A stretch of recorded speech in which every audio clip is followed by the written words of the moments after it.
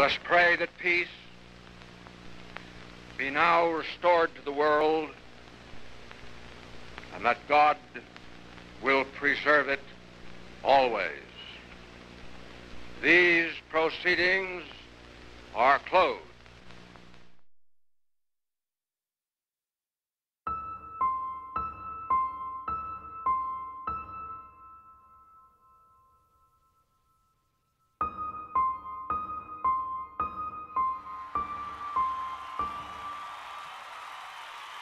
The final United Nations victory has been won. The war is over. Peace is here. A crowd of 2 million review the greatest parade of victorious arms ever witnessed. This is the news that electrified the world. Unconditional surrender of a new world of peace. Today the guns are silent. The skies no longer rain death. The entire world lies quietly in peace.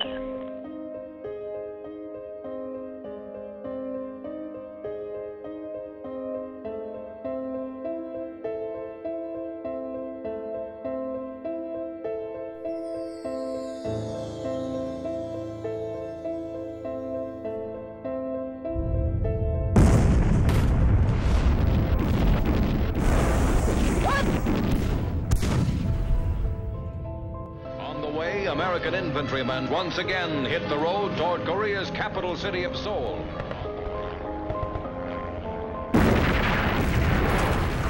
U.S. Marines were ordered into the Dominican Republic. As a rebel, meanwhile, the U.S. Marines have also taken center stage in South Vietnam. This is what the war in Vietnam is all about. First wave of Marines landed at Grenada. In courses, some 1,200 U.S. Marines would land at Grenada for several days. Civilians were terrified during last night's heavy bombing raid. Breaking story, President Bush's decision to neutralize Panama's General Manuel Noriega. Saddam Hussein's reign of terror is over. Of the war in Iraq. Since World War II, we have seen a dramatic escalation in United States military actions around the globe, ranging from missile strikes and rapid troop deployments to all-out wars and occupations.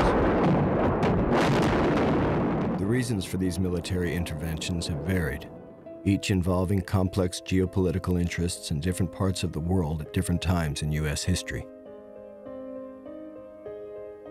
But the public face of these wars has not reflected this complexity. Over the past 5 decades, deliberation and debate about U.S. military actions have largely been left to a closed circle of elite Washington policymakers, politicians and bureaucrats whose rationales for war have come into public view only with the release of leaked or declassified documents, often years after the bombs have been dropped and the troops have come home.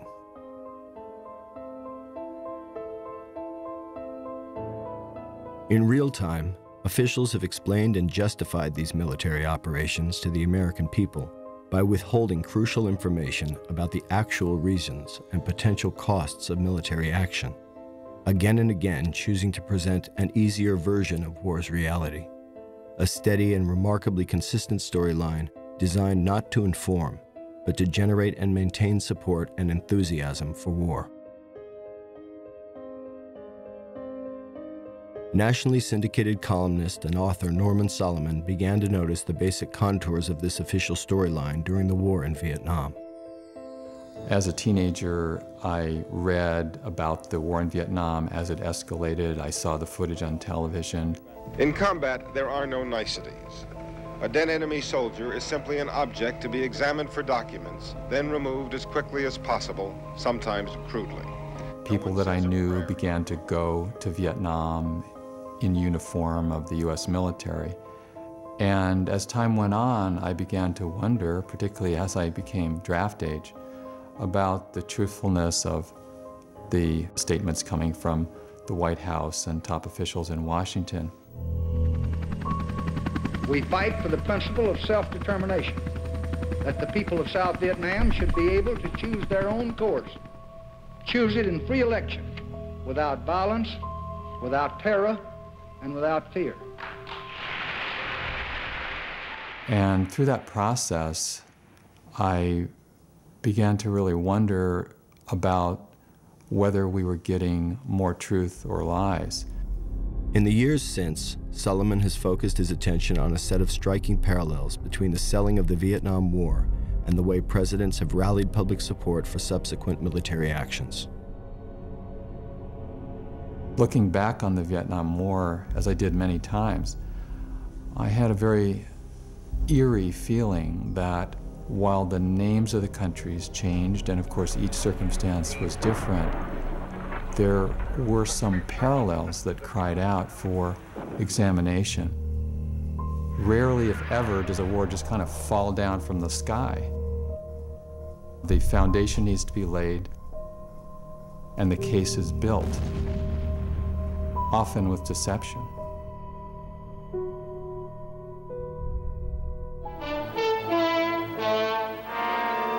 In the background was the growing struggle between two great powers to shape the post-war world. Already an iron curtain had dropped around Poland, Hungary, Yugoslavia, Bulgaria. It can't happen here? Well, this is what it looks like if it should.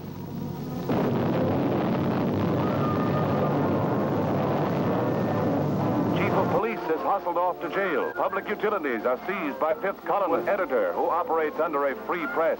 He goes to jail too. And fighters will account for some of the enemy, but some will get through to your home.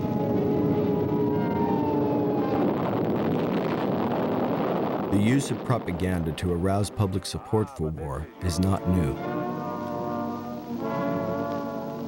Leaders throughout history have turned to propaganda to transform populations understandably wary of the costs of war into war's most ardent supporters, invoking images of nationalism and channeling fear and anger toward perceived enemies and threats. And in the United States since World War II, government attempts to win public support for military actions have followed a similar pattern. That we are living in an era marked by the growth of socialism, its basic godless philosophy. Lying, dirty, its goal of world conquest. Shrewd, godless, its insidious tactics. Murderous, determined, and its cunning strategy. It's an international criminal conspiracy. It's the same sort of message that's utilized today, and often identical techniques. States like these and their terrorist allies constitute an axis of evil, arming to threaten the peace of the world. These are barbaric people, servants of evil, the cult of evil. A monumental struggle of good versus evil. But good will prevail. Whether it's the Soviet Union or Al-Qaeda, it provides a way to legitimize U.S. plans for war. On high alert from You have the comparisons between the enemy leader and Hitler. President Bush called Saddam Hussein a little Hitler again today. We're dealing with Hitler revisited. Bin Laden and his terrorist allies have made their intentions as clear as Lenin and Hitler before them. We don't get information that would help us put the images in perspective. This mad dog of the Middle East, I find he's not only a barbarian, but he's flaky. The drug-related, indicted dictator of Panama. And to support their claim that Noriega was out of control, ghoulish evidence of satanic practices with dead animals that one official called kinky. Saddam Hussein is a homicidal dictator who is addicted to weapons of mass destruction. And as Aldous Huxley said long ago, it's more powerful often to leave things out than to tell lies. For instance, quite often the U.S. government directly helped the dictators that were now being told must be overthrown. And it's that selectivity of history that's a very effective form of propaganda. This selective view of reality, buttressed by these fear-based appeals, represents a larger pre-war pattern. The repeated claim that the United States uses military force only with great reluctance. We still seek no wider war. The United States does not start fights. America does not seek conflict. I don't like to use military force. Our nation enters this conflict reluctantly. And only for the most virtuous of reasons. First and foremost, to spread freedom and democracy. We want nothing for ourselves, only that the people of South Vietnam be allowed to guide their own country in their own way. The rhetoric of democracy is part of the process of convincing people that even though unpleasant things must be done sometimes in its name, like bombing other countries, democracy is really what it's about. The United States has been engaged in an effort to stop the advance of communism in Central America by doing what we do best, by supporting democracy. And it's almost as though repeating it enough times makes it so. Our cause of liberty, our cause of freedom, our cause of compassion and understanding. People want democracy, peace, and the chance for a better life in dignity and freedom. We want to lift lives around the world, not take them. These are forms of propaganda that are insidious because they tug at our heartstrings. We must get the Kosovar refugees home safely. Minefields will have to be cleared. Homes destroyed by Serb forces will have to be rebuilt. Homeless people in need of food and medicine. Of course we want to help other people. These are propaganda messages that say, don't just think of yourself. America can't just be selfish. It makes bombing other people ultimately seem like an act of kindness, of altruism. Today, our armed forces joined our NATO allies in airstrikes against Serbian forces responsible for the brutality in Kosovo. We are upholding our values, protecting our interests, and advancing the cause of peace. Belgrade's largest heating plant up in flames. But even as planes of the multinational forces attack Iraq, I prefer to think of peace, not war. If my motives are pure, then the fact that I'm killing people may not be too upsetting. As a matter of fact, it may indicate that I'm killing people for very good reasons. America will stand with the allies of freedom to support democratic movements in the Middle East and beyond, with the ultimate goal of ending tyranny in our world. And so you have kind of the high ground president with the lofty motives being proclaimed. We're told that peace is being sought, alternatives to war are being explored, and that's kind of, you know, the official story. And I am continuing and I am increasing the search for every possible path to peace. Whether we're talking about President Johnson or President Nixon or the president today, you have one chief executive after another in the White House saying how much they love peace and hate war. We maintain our strength in order to deter and defend against aggression, to preserve freedom and peace. No one, friend or foe, should doubt our desire for peace. The United States wants peace. We seek peace. We strive for peace.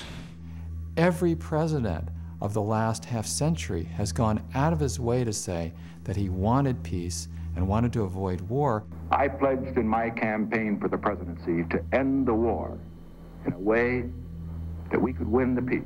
Even while ordering military action. I still think we ought to take the dice off now. I think we let drown people, we have to drown about 200,000 people. Well, no, I'd rather use a nuclear bomb if you got that ready. That, I think, would just be too much. The nuclear bomb, that probably...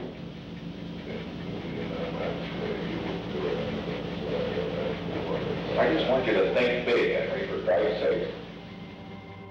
So you have this paradox, in a way, of the president who has just ordered massive military violence and lethal action by the Pentagon, turning around and saying, I want to oppose violence and promote peace. I respect your idealism. I share your concern for peace. I want peace as much as you do.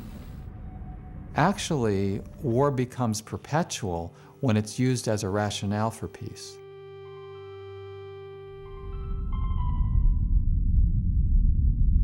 We cannot wait for the final proof, the smoking gun that could come in the form of a mushroom cloud.